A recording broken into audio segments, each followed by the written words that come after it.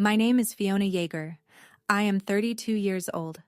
I work as a pediatric ICU nurse in Dayton, Ohio, and I am raising my daughter Lily on my own. She is 8. 3 weeks ago, my appendix ruptured at 2 in the morning. I was on the floor of the nurse station shaking, barely able to see straight.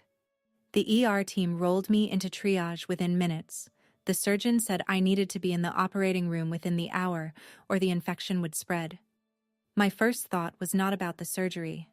It was about Lily. Home. Asleep. Alone. I called my parents from the ER bed. I was shaking so hard the phone almost slipped out of my hand. I asked them to come get my daughter.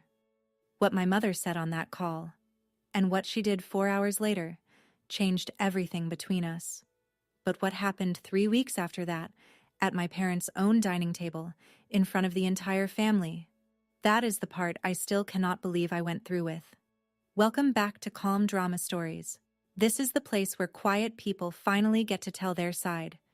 If you have ever been the one everyone leans on but nobody thinks to check on, this story is for you.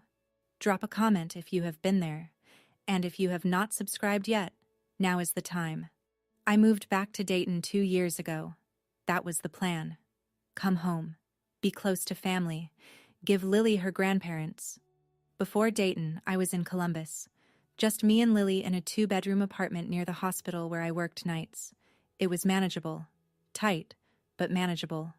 Then Mom had her first cardiac scare. Dad's knee surgery left him barely able to walk for 6 weeks. Karen, my older sister, called me 3 times that month, and each call ended the same way. "You're a nurse, Fiona. You would know what to do." So I came home. I found a position at Dayton Children's Hospital, pediatric ICU, 3 nights a week, 7 in the evening to 7 in the morning. I enrolled Lily in 3rd grade at the elementary school 4 blocks from our rental house, and I started helping. Because that is what I do. I drove Mom to her cardiologist every 6 weeks, 26 visits over 2 years. I managed Dad's VA disability paperwork, 14 claims submitted, tracked, and followed up. I did Karen's taxes every April, 2 years running, $1,200 per return if she had hired someone. Nobody asked me to do any of it. I just saw what needed doing, and I did it. Nurse brain. You walk into a room. You assess. You act. You do not wait for someone to hand you a clipboard. The family had a word for me. Reliable. They said it at Thanksgiving. They said it when they needed a ride. They said it when they needed a form filled out or an appointment rescheduled, or someone to sit with Dad at the VA office for 4 hours on a Tuesday. Reliable. Like it was a personality trait and not a job I never applied for. But reliable has a shelf life. I just did not know mine was about to expire. My mother's phone had 47 photos of Mackenzie on it. I know because she showed me the album once, scrolling through with her thumb, narrating each one. This is Mackenzie at volleyball. This is Mackenzie at the lake. This is Mackenzie's homecoming dress. Mackenzie is my sister Karen's daughter. 16, tall, blonde, played varsity volleyball as a sophomore, the kind of grandchild you post about. Lily had 3 photos in my mother's phone. One from Christmas 2 years ago. One from a park. One blurry shot from Easter where Lily was mid-blink. Mom drove 40 minutes to Mackenzie's volleyball games. She never once came to Lily's piano recital. Not the spring one, not the winter one. Lily stopped asking after the 2nd time. Karen's mother-in-law, Barb, also adored Mackenzie. And that was the problem. Mom and Barb were locked in a quiet competition for Mackenzie's time. Who got her for Thanksgiving? Who took her shopping for prom? Who she called first when she got her learner's permit? When Mom bought matching Taylor Swift friendship bracelets, one for her, one for Mackenzie. She posted the photo that same night. The caption said, "Grandma-granddaughter goals." Heart emoji, sparkle emoji. I saw the post at 2 in the morning, sitting in the break room of the pediatric ICU, eating a granola bar. Lily was asleep at home. I double-tapped the photo, kept scrolling. I told myself Lily was fine. She had me. She did not need bracelets or Instagram posts. She had a mother who showed up every single day. But Mom said something once that stayed with me. We were in the car after her cardiology visit. She was talking about Mackenzie again. Mackenzie actually wants to hang out with me, Mom said. Some grandkids appreciate their grandparents. I turned onto the highway and did not say a word. My shifts started at 7 in the evening and ended at 7 in the morning, 3 nights a week, sometimes 4 if someone called out. The morning routine was a machine. Alarm at 6:15. Drive to Mrs. Patterson's house. She lived 2 streets over, 74 years old, retired, kind. She watched Lily before school on the nights I worked. I would pick Lily up, drive her home, make sure she had her backpack, her lunch, her jacket. Then I would sleep from 8:30 until 1 or 2 in the afternoon. After that, errands, Mom's appointments, Dad's mail, groceries, laundry, the occasional crisis text from Karen about a form or a deadline. Lily was 8 going on 30. She packed her own lunch most days. Turkey sandwich, apple slices, a juice box. She left notes on the fridge in purple marker. Love you, Mom. Don't forget to eat. I gave the cat extra food because he looked sad. We did not have a cat. She was talking about the neighbor's cat. I had no social life. I had not been on a date since Lily's father left when she was 2. My phone's emergency contacts were Mom, Dad, and the hospital front desk. My best friend was Becca Torres, another nurse on my unit. We talked in the break room at 3 in the morning, and that counted as a social life. I was not lonely. I was efficient. There is a difference. Or at least I thought there was. Mrs. Patterson was wonderful, but she was 74. She took blood pressure medication that made her drowsy after 9 at night. She could handle mornings before school. She could not handle a 2 in the morning emergency. I did not think about that much. Until the Tuesday before everything changed. That Tuesday, I drove Mom to her cardiologist. 45 minutes each way. She sat in the passenger seat and talked about one thing the entire ride, the Eras Tour. Saturday, Fiona, Saturday. I have been waiting 14 months. She pulled out her phone and held it toward me while I was merging onto the highway. Look. Section 112, row F. Do you know how close that is? I glanced at the screen. 2 tickets. Ticketmaster confirmation. Section 112, row F, $900 each, $1,800 total.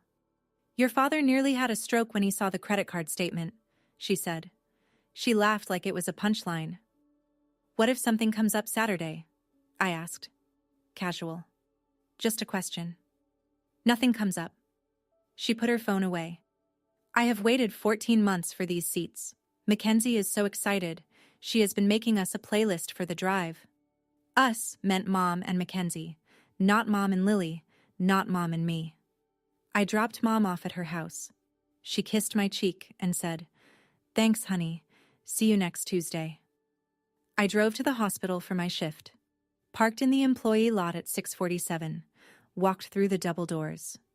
My stomach started cramping around 11 that night. I thought it was the cafeteria chili. I drank water. I finished my charts. At midnight, the cramps sharpened into something different, a hot, grinding pain in my lower right side. By 1:30, I could not stand up straight. Becca noticed first. Fiona, you're gray. I'm fine. You are not fine. Sit down. I sat down. The pain folded me in half. Becca called the ER team. The world does not stop because you worry about everything. That is what Mom had told me. She was wrong. The world stopped at 1:43 in the morning in a hallway that smelled like hand sanitizer because my body finally decided it was done being reliable too. The ER doctor was a woman named Singh. She pressed on my lower right abdomen and I nearly came off the table. CT scan confirms appendicitis, she said. There is significant swelling. We are looking at a possible perforation. How fast? Within the hour. If it ruptures fully, we are dealing with peritonitis. I nodded. I am a nurse. I know what peritonitis means. Infection spreading through the abdominal cavity. Sepsis risk. Organ failure if left untreated. I had seen it in patients. I never expected to be one. But I was not thinking about infection rates. I was thinking about Lily. Home. Asleep. Alone in her bed with the purple comforter. The nightlight shaped like a moon. The neighbor's cat probably sitting on the porch outside her window. Mrs. Patterson was 74, on blood pressure meds. She could not drive at night. She could barely stay awake past 9. Becca stood in the corner of the exam room. She had followed me down from the unit. "What do you need?" she asked. "I need someone at my house in the next 30 minutes, I said. "Lily cannot wake up alone." I picked up my phone. My hands were shaking. I scrolled to Mom's contact. Hit call. It rang. Once, twice, 3 times, 4, 5, 6. She picked up on the 6th ring. Her voice was thick with sleep. "Fiona, it is 2 in the morning. Mom, I am in the ER. My appendix is rupturing. I need you to go to my house and be with Lily." Silence. Then a rustle. She was sitting up in bed. "Tonight?" The clock on the ER wall said 2:14. I stared at it. 2:14 in the morning, and my mother said tonight, like I was asking her to reschedule a lunch. "Mom, my appendix is about to rupture. I need surgery in the next hour." "I heard you, Fiona, but the concert is tomorrow. I need my sleep. It is a 3-hour drive to the venue, and I cannot be exhausted." I closed my eyes, opened them. The fluorescent light above me was buzzing. "Mom, Lily is home alone." "She is 8, Fiona. She sleeps through the night." I heard muffled talking in the background. Dad's voice. Mom covered the receiver, but I caught pieces. "She wants us to come right now." "For what?" "Her stomach or something." Dad took the phone. His voice was flat and half asleep. "Fiona, can't you call a neighbor? Lily's not a baby. She can stay with someone on the street." "Dad, it is 2 in the morning. I cannot call a neighbor at 2 in the morning for something like this." "Well, your mother has been planning this concert for over a year. We are both tired. Can't the hospital send someone?" Mom took the phone back. I could hear her adjusting her pillow. "Fiona, listen to me. You always figure it out. You always do. Call a friend. Call that girl you work with. I will check on you tomorrow after the show." The line went quiet. Not disconnected. Just quiet. Like she was waiting for me to agree. "Okay, Mom." I hung up, set the phone face down on the hospital bed. The nurse standing in the doorway asked if I was okay. I said yes. I said it the way I said it at every family dinner, every appointment, every holiday where I carried every bag and washed every dish and drove every mile. I said yes because that was the only word they ever wanted to hear. Becca was leaning against the wall with her arms crossed. She had heard enough. "They are not coming," she said. Not a question. "No." "For a concert?" "Taylor Swift, Eras Tour, Section 112, Row F." Becca stared at me for 3 seconds. Then she pulled out her phone. "My cousin Marisol runs an overnight care nurse service. They do emergency placements. I am calling her right now." She walked into the hallway. I heard her voice through the curtain, fast and low. She came back in less than 5 minutes. "Done. Her name is Andrea. She will be at your house by 3. She has your address. She handles kids all the time. Lily will think it is a sleepover." "How much?" $280 for the night." I gave Becca my debit card number from memory. She texted it to Marisol. I lay back on the bed and stared at the ceiling tiles. 47 of them. I counted because that is what I do when I am trying not to scream. The anesthesiologist came in at 2:31. I signed consent forms with a hand that would not stop shaking. The surgical nurse fastened the hospital wristband around my wrist. I looked at it. My name, my date of birth. And underneath, in the emergency contact field, Lily Yeager. Not my mother.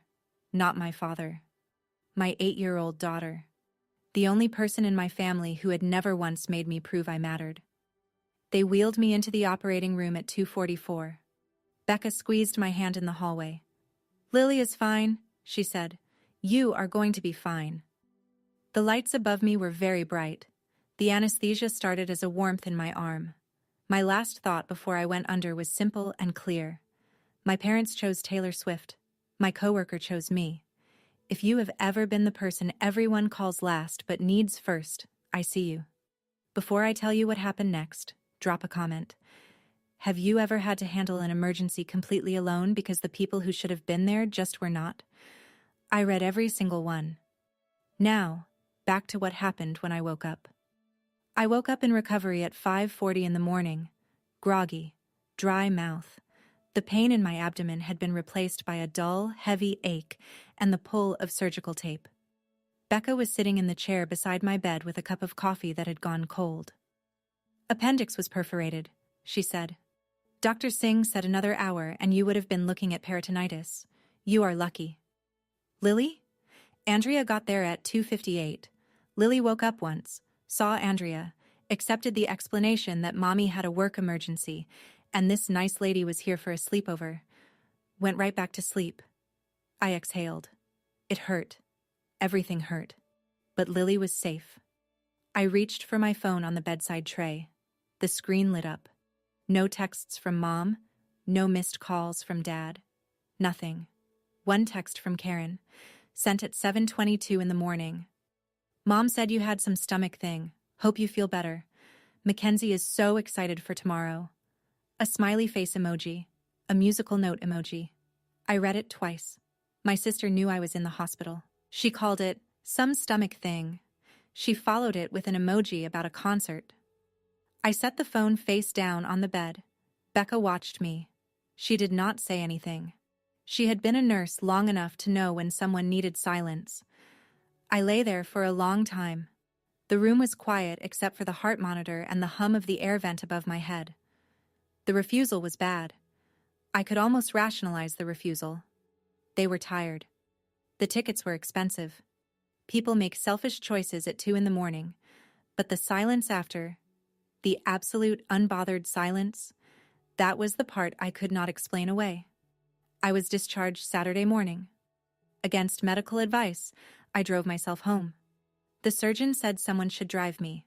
I told her someone would. There was no one. Lily ran to the door when I walked in.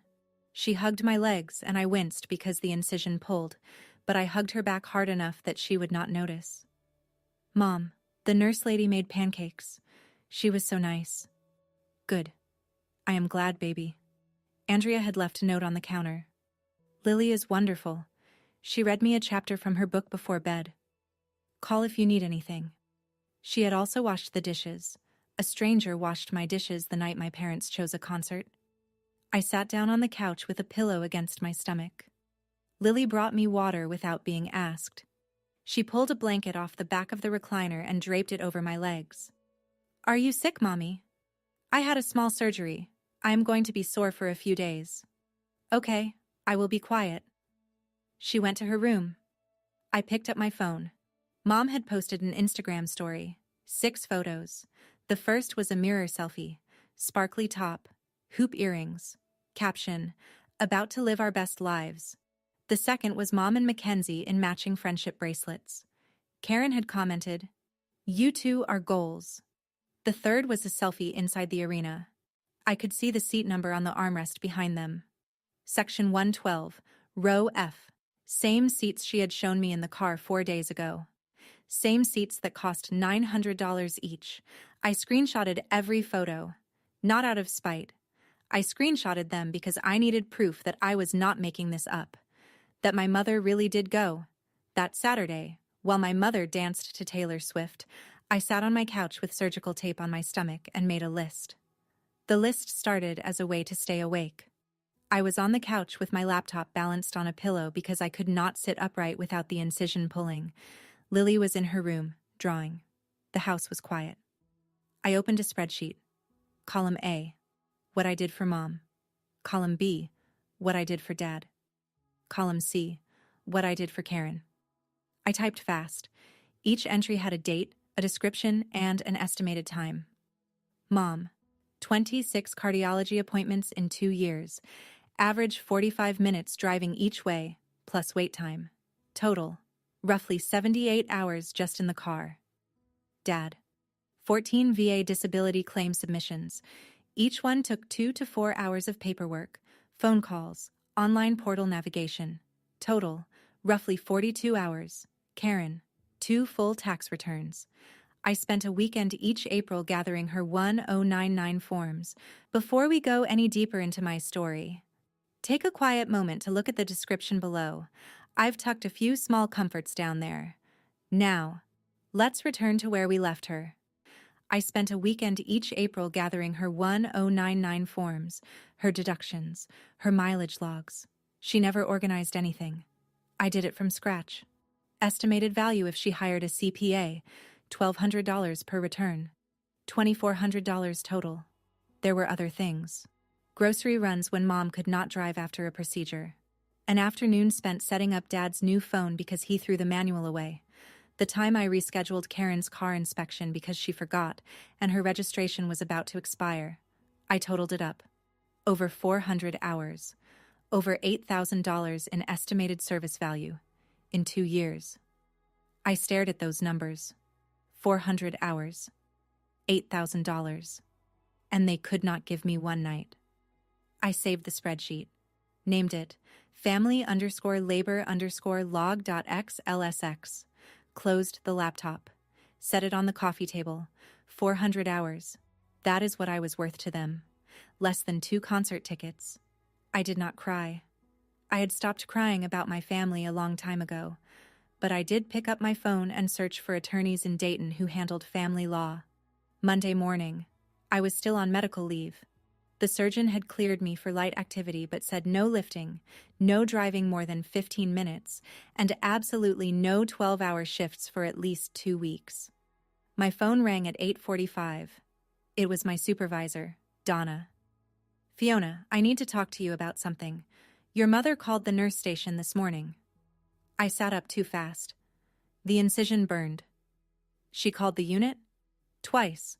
The first time she said you were having some kind of emotional crisis and asked us to keep an eye on you.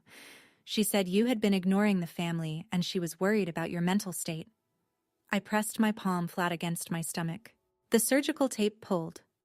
"The second time," Donna continued, "she asked the charge nurse whether you were on something, whether you had access to medications that might explain your behavior.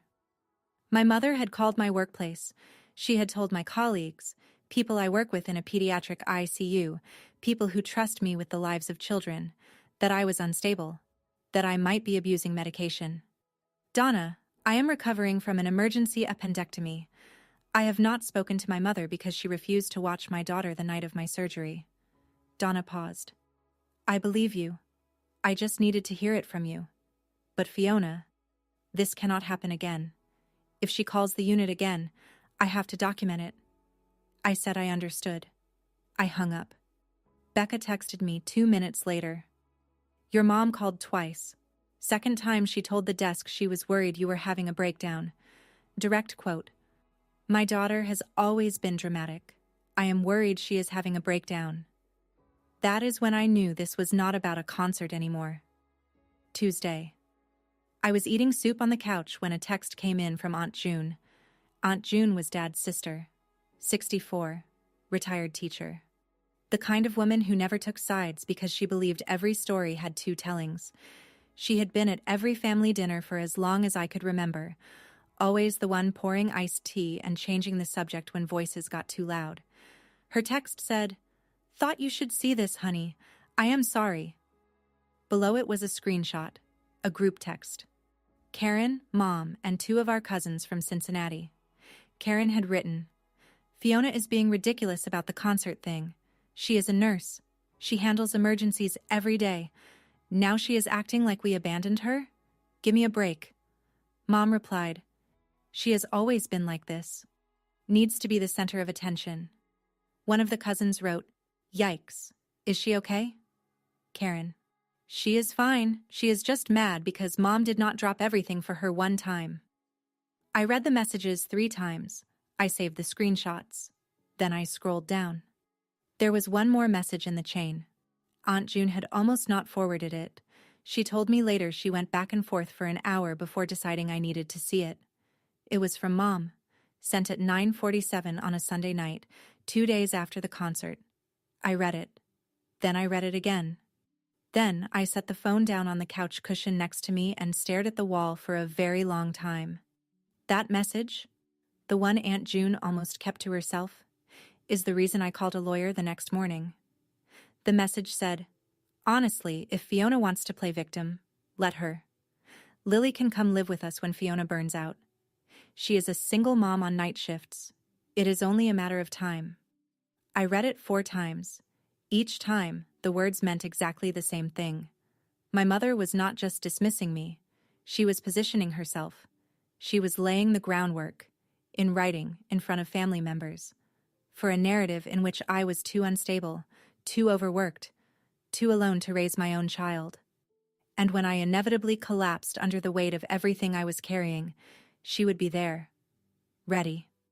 With open arms and a concerned face and a story about how she had tried to help, but I pushed her away. I had seen this before. In the pediatric ward, parents building a case, grandparents making phone calls, lawyers pulling records. I knew what documentation looked like because I had been on the other side of it, writing incident reports, noting behaviors, filing with social workers. My mother was not a lawyer. She did not know the word documentation, but she was doing it anyway, one group text at a time. I looked at my wrist. The hospital wristband was still there. I had not taken it off. Below my name, in small print, Lily Yeager, emergency contact. I picked up my phone and searched for the number I had saved the day before. Rachel Dunn, attorney, family law and civil disputes. She answered on the second ring. "My name is Fiona Yeager.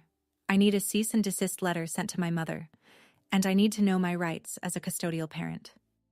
"You always figure it out, Fiona." That is what Mom had said on the phone that night. She was right. I was about to. Rachel Dunn's office was on the 2nd floor of a converted Victorian house on 3rd Street. Wood floors, filing cabinets, a framed law degree from Ohio State behind her desk. I brought everything. The screenshots from the group chat, the timeline of Mom's calls to my hospital, the spreadsheet of 400 hours, the Instagram posts. She read through it all in silence. She asked 3 questions. Then she leaned back in her chair. "The group chat message is concerning," she said. "It is not a formal custody petition, but it shows intent. She is building a narrative in a semi-public forum that you are unfit. Combined with the calls to your employer, which could constitute workplace harassment or defamation, you have a legitimate basis for a cease and desist." What does that actually do? It tells her, formally and legally, to stop. Stop contacting your workplace. Stop making statements about your fitness as a parent. Stop implying she has any claim to custody of your daughter. And if she does not stop, then we escalate. Restraining order, defamation claim, formal response to any custody action. I signed the engagement letter.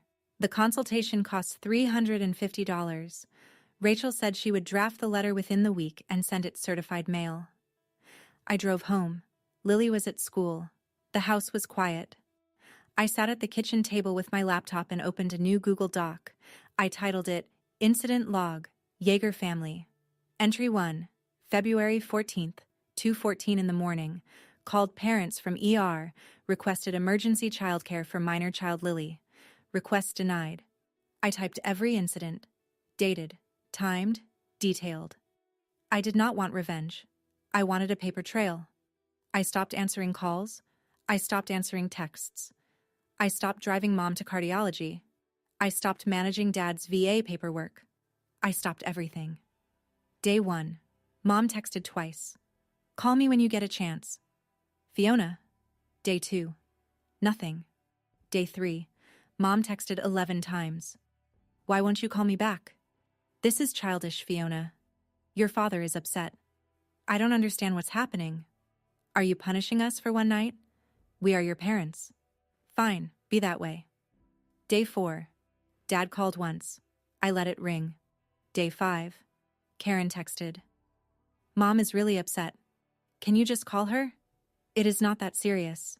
You had a surgery, you are fine now. Can we please move on?" I read it. Did not reply. Day 7. Dad left a voicemail. His voice was quiet and tired.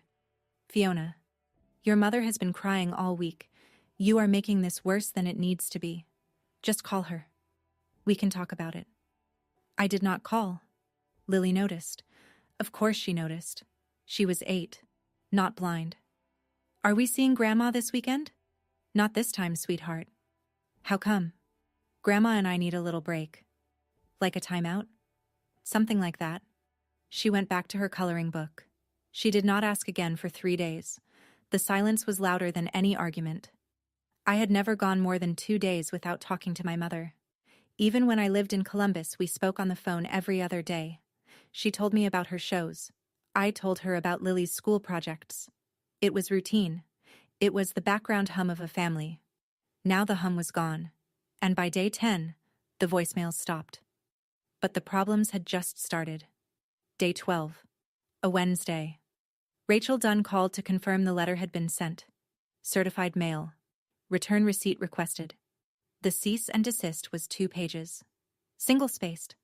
Legal letterhead from Dunn and Associates. It stated, in precise language, that Diane Yeager was to immediately cease all contact with Fiona Yeager's place of employment. That she was to refrain from making any public or semi-public statements regarding Fiona's mental health, parenting capacity, or fitness as a custodial parent. That any further attempts to contact Fiona's workplace or suggest custodial interference would result in formal legal action, including but not limited to a restraining order and a civil defamation claim. The green certified mail card came back signed the next day. Mom had signed it herself.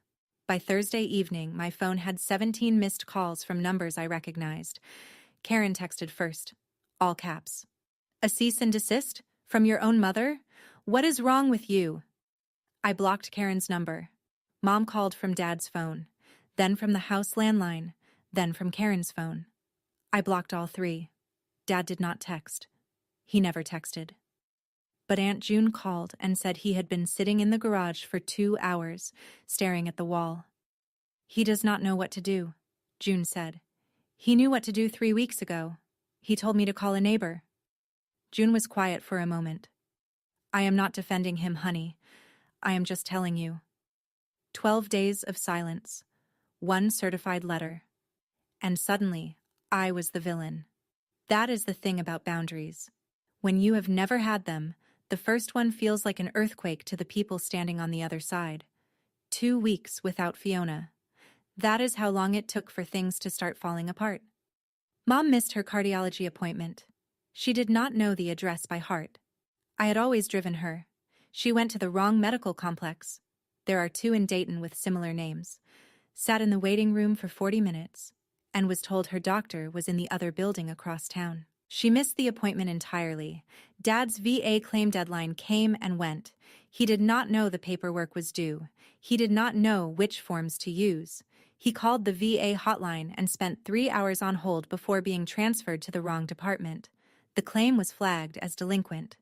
Karen called a CPA for the first time in her life. The bill was $600. $600, Aunt June told me on the phone.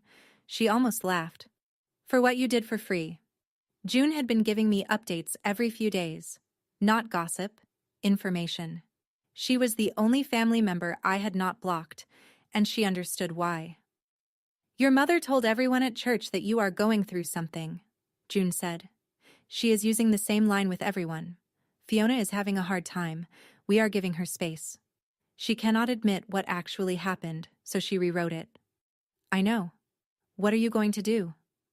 I had been thinking about it for 3 days. I had the spreadsheet. I had the screenshots. I had the Instagram posts. I had the incident log. And I had a date on the calendar. I am going to Sunday dinner. June was quiet. Sunday dinner, I said. 3 weeks to the day since my appendix ruptured. Every single family member will be there. Fiona, are you sure? I have never been more sure of anything. I know what you are thinking. Sunday dinner? Really? After everything? Trust me, I asked myself the same thing. But here is the thing about quiet people. When we finally speak up, we make sure there are witnesses.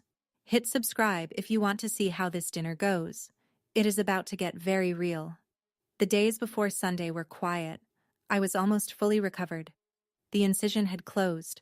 The soreness had faded to a dull reminder whenever I twisted wrong. Aunt June kept me updated. Mom rescheduled the cardiology appointment but needed Karen to drive her. Karen complained the entire time. I have showings on Tuesdays, Mom. I can't be doing this every 6 weeks. Dad tried to file his VA claim online. He created an account, forgot the password immediately, called the reset line, got locked out for 24 hours, and then called June in a panic. I don't know how Fiona did this, he told her. June said he sounded like a man who had lost his GPS in the middle of a desert. Karen's new CPA sent her a list of documents she needed. Karen did not have half of them. She called Mom. Mom did not have them either. They were all in a folder on my laptop. A folder labeled Karen Taxes. $600. That is what it cost to replace me. And that was just for Karen. Mom had also posted on Instagram. Not the usual content. She had deleted every Eras Tour photo, every picture of her and Mackenzie at the arena, every sparkly selfie, every friendship bracelet shot. Gone. In their place was a single post, a sunset over a field. No caption. She knows, June said. She won't say it, but she knows. I did not reply. I was sitting at my kitchen table with a manila folder, a printer, and the spreadsheet that documented 400 hours of free labor. I printed the spreadsheet. I printed the group chat screenshots. I printed the Instagram posts. All the ones she had deleted, because I had saved them. I was not going to Sunday dinner to make peace. I was going to tell the truth. Saturday night. Lily was asleep. I sat at the kitchen table with everything spread out. Page 1, the spreadsheet. 400 hours, $8,000. Every line item dated. Page 2, the group chat screenshots. Karen's messages. Mom's messages. The one about Lily. Page 3, the Instagram printouts. 47 photos of Mackenzie. 3 of Lily. The Eras Tour selfies. Section 112. Row F, visible in the background. I did not print the cease and desist letter. That was between lawyers. It had done its job. The letter had drawn the legal line. Sunday was personal. I put everything in a manila folder. Brown, plain. The kind you buy in a 10-pack at the office supply store. I practiced what I would say. Not a speech. Fiona Yeager does not make speeches. I practiced the facts. Numbers. Dates. Direct quotes. Clinical. Accurate. I wanted to be the nurse, not the patient. I thought. Calm. Precise. No raised voice. No tears. I called Aunt June. I am coming tomorrow, don't tell them. I won't. But Fiona. Everyone will be there. Your Uncle Hank. Linda from church. The whole table. I know. That is the point. June paused. Be careful. I will be honest. That is the most careful thing I have ever done. I looked at the C&D envelope still sitting on my kitchen counter. Green certified mail sticker on the front. Legal firm return address in the corner. I picked it up, held it for a moment, and set it back down. The letter had done its job. Sunday was mine. I put the manila folder in my bag, zipped it shut, went to bed. For the first time in 3 weeks, I slept through the night. Sunday morning. Clear sky. March in Ohio is unpredictable, but that day was sharp and bright, like the weather had decided to cooperate. I dressed Lily in her favorite dress, yellow with white daisies. She had not worn it since Christmas. Are we really going to Grandma's? Yes, baby. Is the timeout over? We will see. I buckled her into the car seat and drove the 14 minutes to my parents' house, the same house I grew up in. White siding, green shutters. The rose bushes along the front walk that Mom used to make me water every Saturday. I parked on the street, saw the cars, Karen's silver SUV in the driveway, Aunt June's blue sedan behind it, Uncle Hank's red truck at the curb, Linda's white minivan across the street. Linda was the pastor's wife at the Methodist church. She had known our family for 20 years. Full house. Exactly as I expected. I turned off the engine. My hands were shaking on the steering wheel. Not from fear. From adrenaline. The same feeling I got before a code in the ICU. When everything narrows to the next 60 seconds and you know exactly what needs to happen. Lily unbuckled her seatbelt. "Mommy, are you mad at Grandma?" I looked at her in the rearview mirror. Purple backpack on her lap, hair in 2 braids I had done that morning. "No, sweetheart, I am not mad. I am just going to tell the truth." "Is the truth going to make Grandma sad?"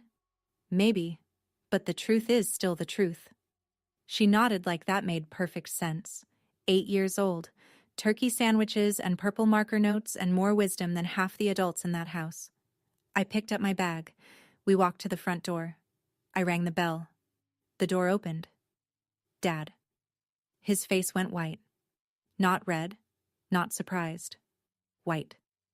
Like he had been expecting this and dreading it at the same time. "Fiona?" "Hi, Dad." He stepped back. I walked in. Lily slipped past me and ran toward the kitchen. "Aunt June, do you have cookies?" The living room was exactly as I remembered. Same brown couch, same family photos on the mantel, same clock ticking on the wall above the TV. Everyone was already seated or standing near the dining table. Mom stood up from the couch. She was wearing the cream cardigan she always wore on Sundays. Her eyes were red. She had been crying already, or she had been ready to cry. With Mom, it was hard to tell the difference. "Fiona." Her voice cracked. "Oh my God. Come here, honey." She opened her arms. I did not move. "I am not here for a hug, Mom." The room went quiet. The kind of quiet where you can hear the clock, where you can hear the ice settling in someone's glass. Karen appeared in the kitchen doorway, dish towel over her shoulder, arms crossed. "Oh, so now you show up?" I did not look at Karen. I looked at the dining table. Mashed potatoes, roast chicken, grandmother's tablecloth, the white linen one with the lace edges that came out every Sunday. Same tablecloth from every holiday, every birthday, every family argument that got smoothed over by dessert. Today, it was not getting smoothed over. "Fiona," Mom said again. Her arms were still open. "Please, we can talk about this." "We are going to talk about it," I said. "Right here, right now, in front of everyone." I reached into my bag and pulled out the folder. I set the folder on the dining table, right next to the mashed potatoes. The manila folder looked plain and ordinary against Grandmother's white lace tablecloth, but it was the heaviest thing in the room. I opened it. Page 1 was on top. The spreadsheet. "This is a log," I said. My voice was even, level. The same voice I used when I briefed a surgeon on a patient's vitals. A log of every errand, every appointment, every service I have provided for this family over the past 2 years. Mom sat down slowly. Karen stayed in the doorway. Uncle Hank leaned forward. Linda folded her hands in her lap. 26 cardiology visits, I said. 45 minutes each way. That is 78 hours of driving? I looked at Mom. For you. She opened her mouth. I kept going. 14 VA disability claim submissions, an average of 3 hours each. That is 42 hours of paperwork and phone calls. I looked at Dad. For you. Dad stared at the table. 2 years of tax returns. $1,200 each if you hired a professional. $2,400 total. I looked at Karen. For you. Karen's arms dropped to her sides. The dish towel slid off her shoulder. Grocery runs, phone setups, car inspections, insurance calls, over 400 hours, over $8,000 in estimated value. I closed the spreadsheet page and set it flat on the table where everyone could see the numbers. That is what I have done for this family. In 2 years. For free. Without being asked. Without being thanked. Uncle Hank picked up the spreadsheet. Read it. Set it down. Looked at Dad. I am not here to argue, I said. I am here to show you what you lost. I turned to face the full table. Aunt June was sitting at the far end with Lily on her lap, feeding her a cookie. Uncle Hank was on my left, Linda on my right, Mom and Dad across from me. Karen still standing. 3 weeks ago, I said, my appendix ruptured at 2 a.m. I was at work. I collapsed in the hallway of the pediatric ICU. The ER doctor told me I needed surgery within the hour or I would develop peritonitis. Linda put her hand over her mouth. My daughter was home, asleep, alone. My neighbor is 74 and cannot drive at night. I had no one. I paused. Let the room sit with that. I called my parents from the ER at 2:14 in the morning. I asked them to come to my house and stay with Lily. Mom, Fiona, this is not the place for... They said no. I said it clear, steady. They had Taylor Swift tickets, Eras Tour, $1,800, Section 112, Row F. The concert was the next day, and Mom needed her sleep. Uncle Hank set down his fork. My father got on the phone and said, I looked at Dad. Can't you call a neighbor? Lily's not a baby. Linda turned to look at Dad. He did not look up. And my mother said this. I kept my voice flat, clinical. You always figure it out, Fiona. You always do. Silence. The clock ticked. Someone's ice shifted in their glass. I figured it out. I called a night nurse from my hospital bed. She arrived at my house at 2:58 in the morning. She cost me $280. My co-worker arranged it because my own parents would not come. The phone call lasted 37 seconds. That is how long it took for my parents to choose a concert over their granddaughter. I turned to page 2 in the folder, the group chat screenshots. After the surgery, I stopped calling. I needed to recover. I needed to think. And while I was doing that, this is what was happening behind my back. I held up the printout. Karen's group text. Mom's replies. Karen wrote this to our cousins. I read it aloud. Fiona is being ridiculous about the concert thing. She is a nurse. She handles emergencies every day. Now she is acting like we abandoned her. Give me a break. Karen took a step forward. That was a private conversation. It was a group text with 4 people. I did not raise my voice. That is not private. That is an audience. I read Mom's reply. She has always been like this. Needs to be the center of attention.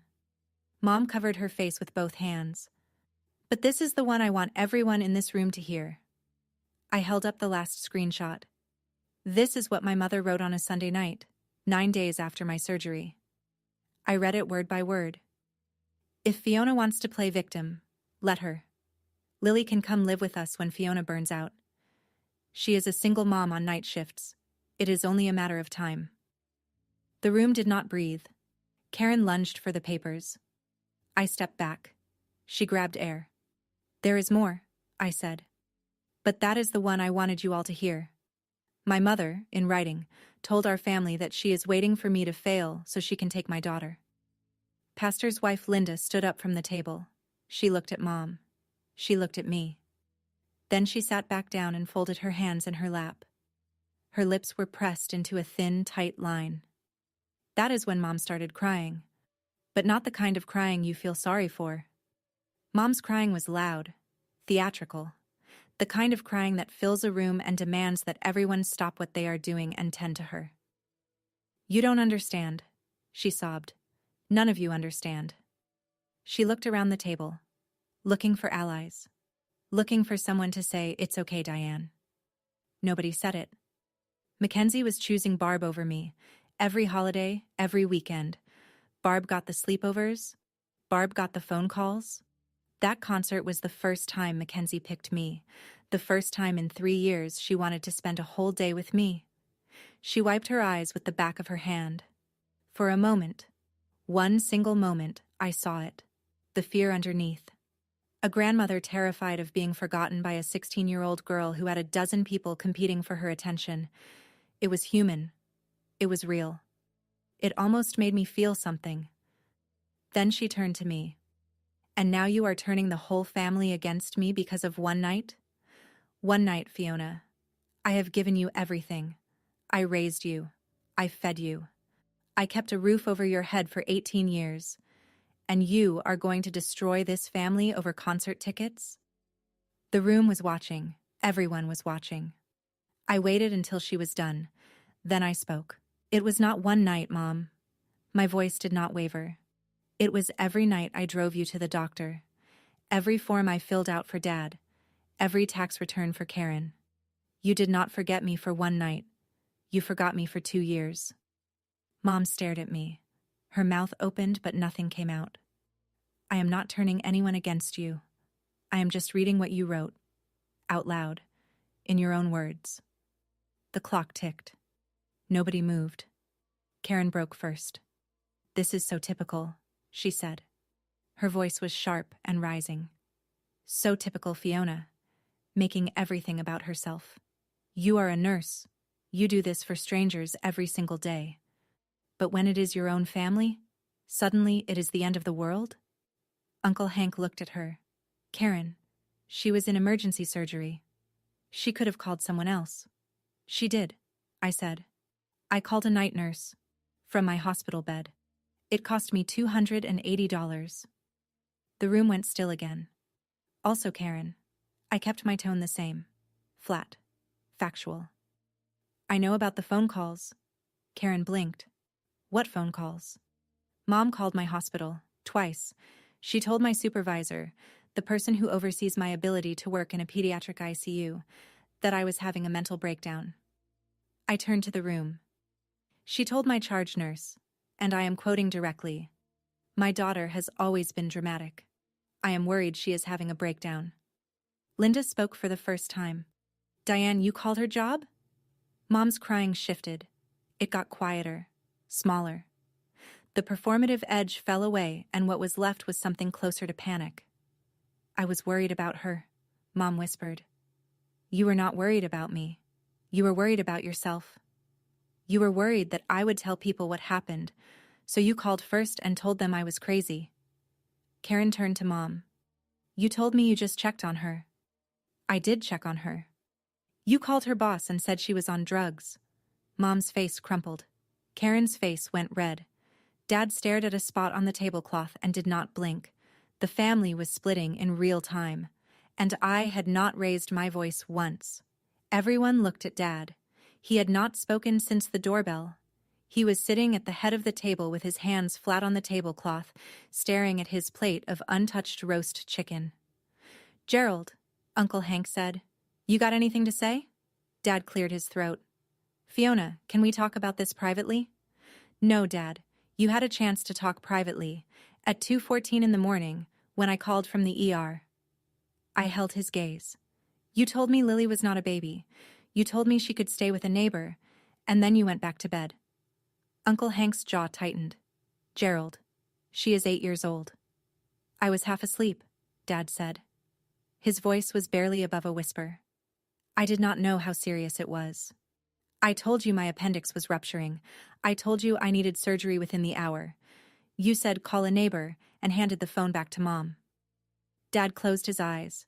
His hands pressed flat against the tablecloth, hard enough that his knuckles went white. Your mother said you would be fine. I know what Mom said. I looked at him. Steady. Mom said I always figure it out. And she was right. I paused. Let the silence hold. I figured it out, Dad. I figured out that in this family, reliable means replaceable. I figured out that 400 hours of free labor and 26 drives to the cardiologist count for less than 2 concert tickets. I figured out that when I needed someone at 2 in the morning, my coworker showed up and my parents did not. My voice stayed level. I had not raised it once. Mom was crying. Karen was fuming. Dad was staring at the tablecloth. But I was done talking about what happened. Now I was going to talk about what comes next. I closed the folder. I set it on the table. I stood straight. I am not here to punish anyone, I said. I am here to tell you what is going to change. The room waited. Aunt June had her arm around Lily in the kitchen doorway. Lily was eating a cookie, watching me with big eyes. I will not be driving Mom to appointments anymore. If you need a ride, call Karen, or call an Uber, or call the medical transport service your insurance covers. I will give you the number. Mom's crying had stopped. She was just staring.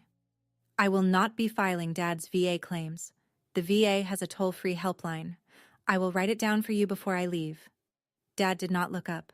I will not be doing Karen's taxes. You have a CPA now. She charges $600. That is the actual cost of what I was doing for free. Karen opened her mouth, closed it. And if you want to see Lily, I let that land. You will call me first. Not text. Not show up. Not send Karen. You will call me, and I will decide. You can't keep my granddaughter from me, Mom said. Her voice was raw. I am not keeping her from you, Mom. You kept yourself from her. I held her eyes. On a Saturday night, in section 112, row F. The room was perfectly still. Uncle Hank nodded once. Linda had tears on her cheeks. Karen was gripping the back of a chair. I picked up Lily. She wrapped her arms around my neck. I walked to the front door. Fiona, Aunt June said from behind me. I turned. She nodded. Just a nod. Quiet. Solid. Drive safe, honey. I carried Lily to the car, buckled her in. She fell asleep before we reached the end of the street. The folder stayed on the dining table, right next to the mashed potatoes, on top of grandmother's white lace tablecloth. I drove home in silence. That night, Aunt June called. You should know what happened after you left, she said. Karen grabbed her purse and walked out about 2 minutes after you did, slammed the front door hard enough to rattle the pictures on the wall. And Mom? She sat at the table for a long time. Did not eat, did not talk. Your father went to the garage. Linda said a prayer and excused herself. Hank and I cleaned up. Did Mom say anything?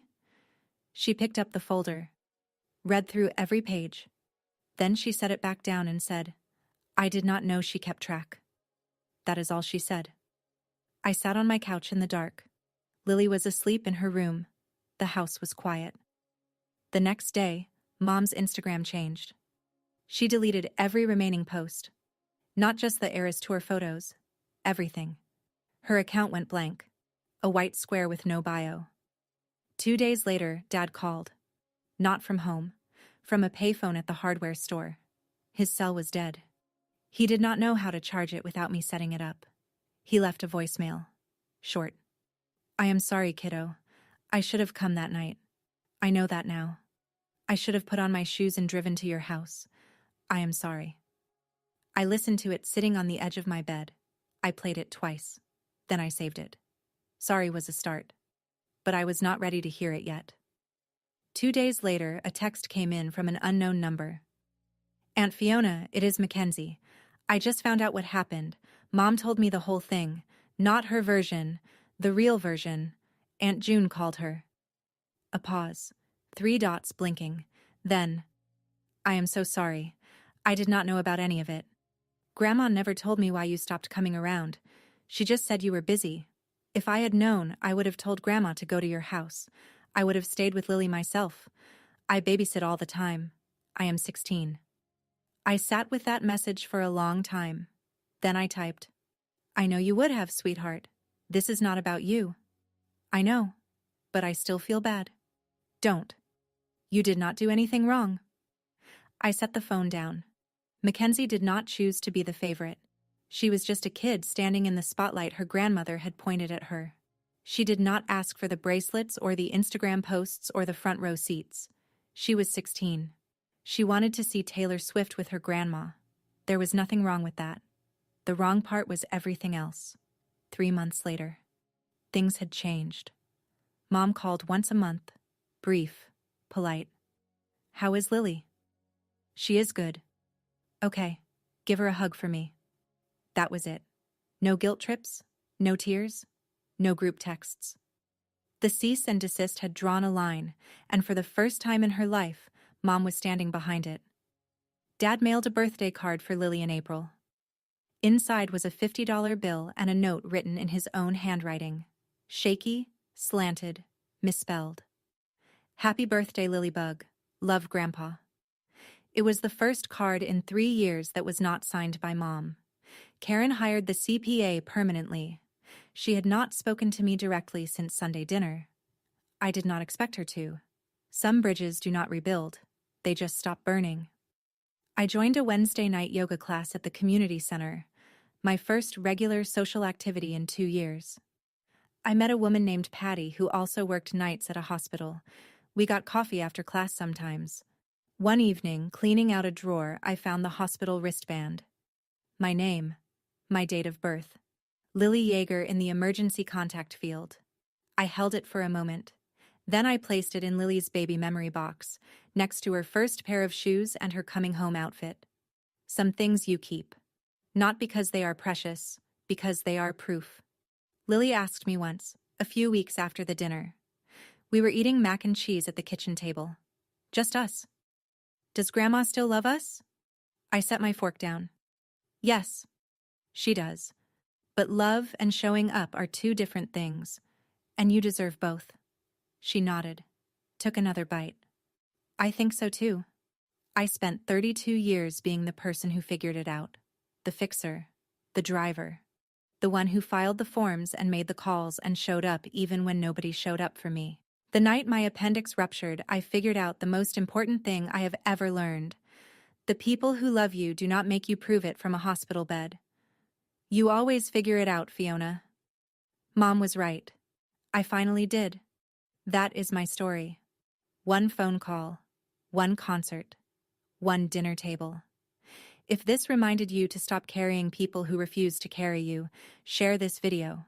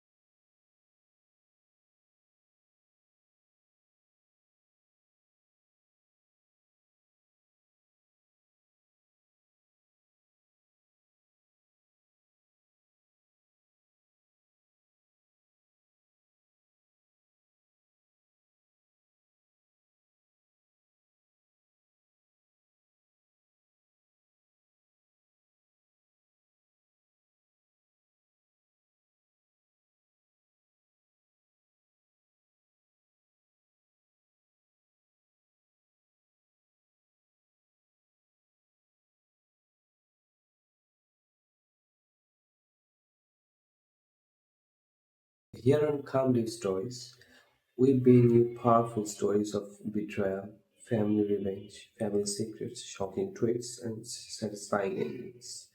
But the truth finally gets its moment. So if you enjoy watching this, subscribe to Calm Live Stories and turn on the notification so you never miss the next one.